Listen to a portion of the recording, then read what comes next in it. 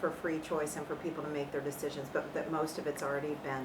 Most of it's like you're living your karma, it's unfolding, and it has your field of experience. You are going to feel it, and as far as choices and making use of your free will depends on how old a soul you are. So if you are really an old soul, then you have a pretty strong package of your karmic impressions, and you would have little will to make a difference. Your life is going to unfold quite a bit like that.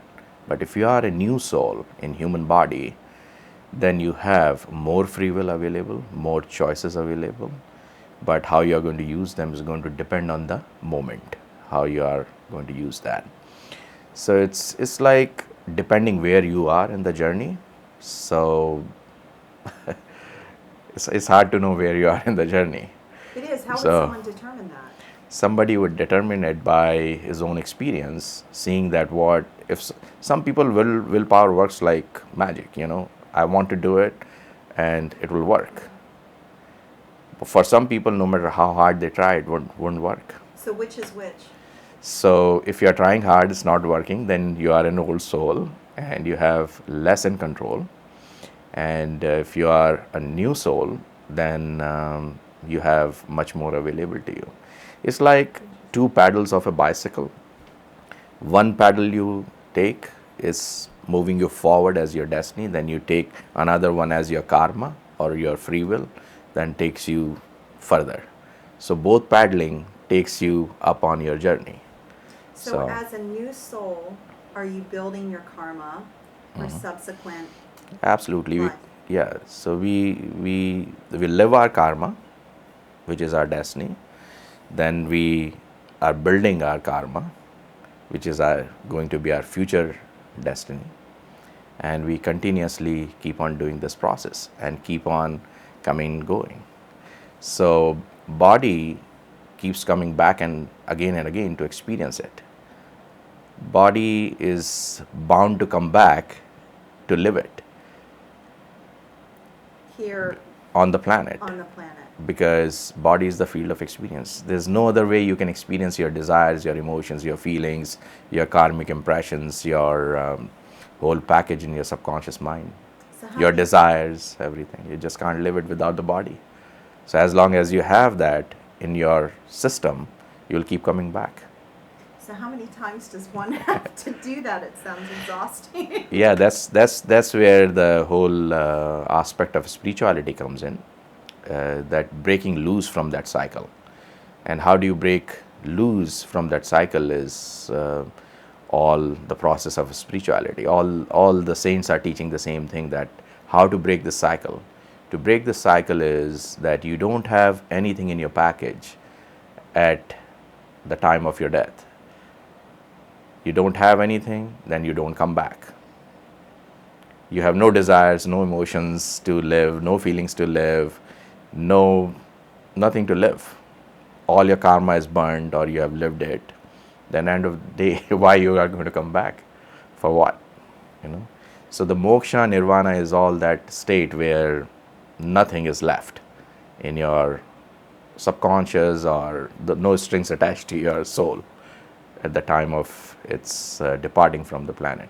So I'm guessing for somebody that could maybe take a couple of lifetimes and someone that could take many. Yeah, a couple of lifetimes is a very small span, Right. but I think many lifetimes by the time person reaches to that point. First, I call it 5 levels of understanding of it. One is a curious level, that it's a new soul, is curious, is in a playful mood, and wants to know what's happening. What is God, what is energy, what is universal mind, what's universe, what is this, what's that, and they continue with their thing, what they are doing, and they just it's interesting. This is just like a child's approach towards anything. So then there are seekers, and seekers are the people, those who want to know. They think it's more to life than just living a material life. Then they want to know, so that takes them to the knowing part.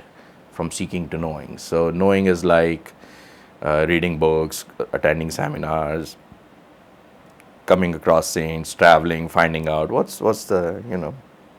So they kind of, when they are on that journey from seeking to knowing, they get to know, and it's knowledge based. But at the end of the day, what determines it is the experience.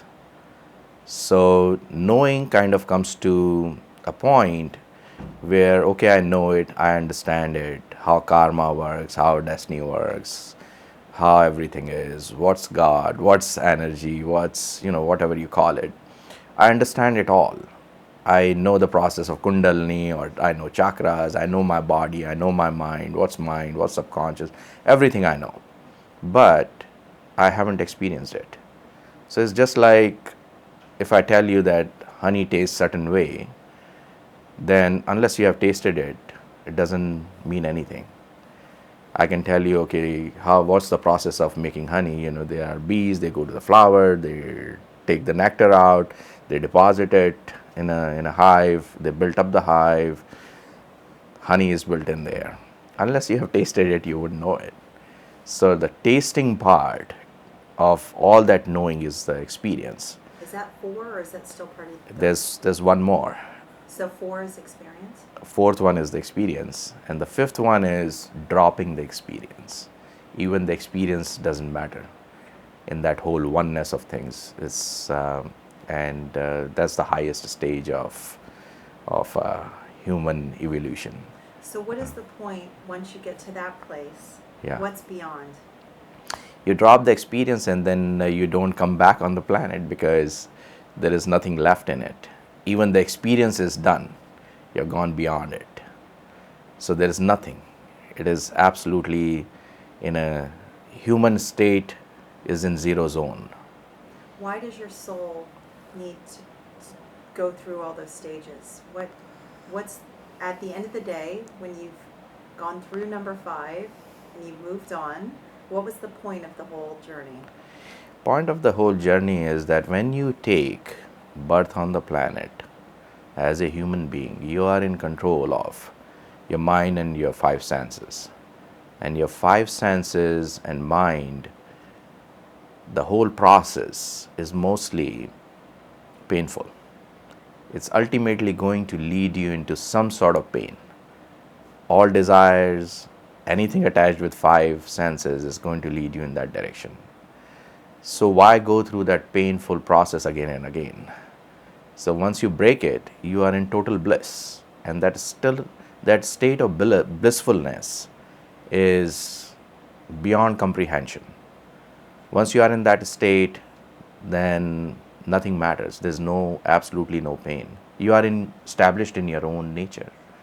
So we as human beings are all born with happiness, with love, with peace, with tranquility, with this inner silence, inner bliss. But what we do, because of our mind and senses, is everything against it. So instead of creating happiness, we create unhappiness. Instead of feeling the love inside, we keep on looking for love outside.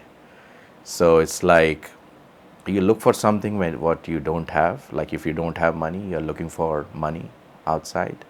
So if you don't have love and you're looking for love, that means you're empty somewhere inside of love.